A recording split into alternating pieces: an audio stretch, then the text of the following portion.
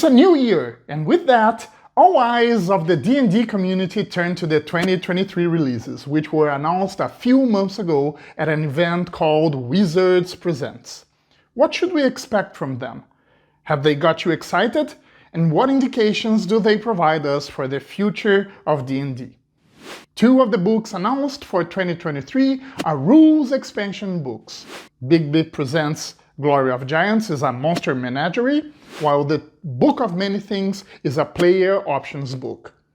Glory of Giants is the definitive tome of giant gameplay in D&D.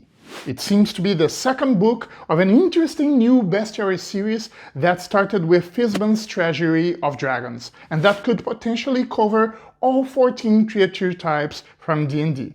Just imagine, for instance, tomes dedicated to undead, fiend, fae, and humanoid creatures.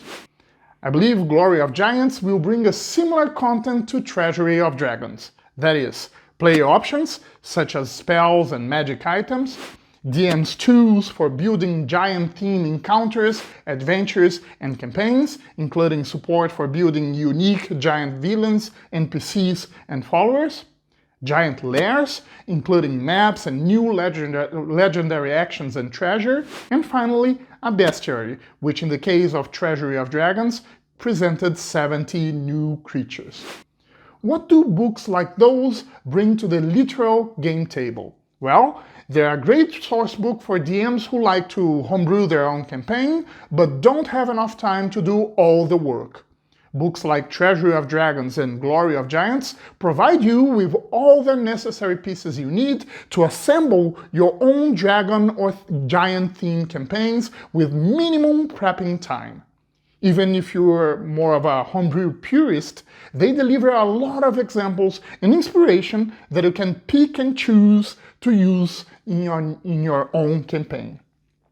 It's interesting to think that, contrary to 4E, Wizards has never published a Monster Manual 2 or 3. The closer they got to it was Monsters of the Multiverse, that, let's be frank about it, would have been a Monster Manual 2 if it weren't only an opportunistic reprint of the monsters of two previous books.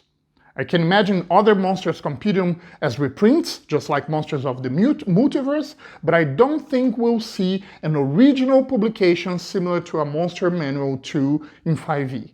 I'm positive many DMs love bestiaries with long lists of monsters. If you check the Dungeon Masters Guild digital store, you'll see that 3 of the top bestsellers are editions of the Monster Manual Expanded.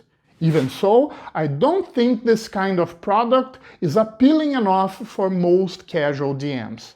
Rather, 5e seems to have first experimented with a mix of lore and monster list, with Volo's Guide to Monsters and Mordenkainen's Tome of Foes, to finally arrive in this monster-type drill-down formula we're seeing for dragons and giants. The Book of Many Things is a roster of new options for DMs and players. I think it's going to be much different than Xenators and Tasha's, as it wouldn't make sense to release a roster of new subclasses just a few months away from the release of the new D&D Core Rules books. I'm also guessing that the main goal for the Book of Many Things is to find a new player options book segment that doesn't rely as heavily on new subclasses, opening space for similar books in the future. Last July, an Unearthed ARCANA covered a few feats and spells inspired by the Deck of Many Things, a classic D&D magic item. The following August, the D&D Character Origins file explored a new take on backgrounds and feats. Backgrounds will now combine 2 ability score increases, 2 skill proficiencies, 1 tool proficiency, 1 language, and 1 first level feat, allowing literally thousands of combinations among them, and therefore thousands of possible backgrounds. And yet, only 18 backgrounds were presented in the Character's Origins document. Feats in D&D will become available according to characters' levels. The Character Origins document presented many first-level feats, while the D&D Expert Classes document of September presented some 4th-level feats. Dragonlance revealed some new possibilities of such arrangements. 2 new backgrounds were introduced: Mages of High Sorcery and Knights of Solemnia. They unlock 2 first-level feats, Initiate of High Sorcery and Squire of Solemnia, respectively. They also unlock 3 other 4th-level feats for each of those backgrounds. Why are those new mechanics relevant? Well, I'm guessing they're exactly the new frontier to be explored in this new type of player options books, just like the Book of Many Things. I'm expecting several new backgrounds and feats, as well as a relevant number of spells and magic items options, giving its inspiration on the classic Deck of Many Things magic item. So, if my speculation is correct, that's what we could expect from those books.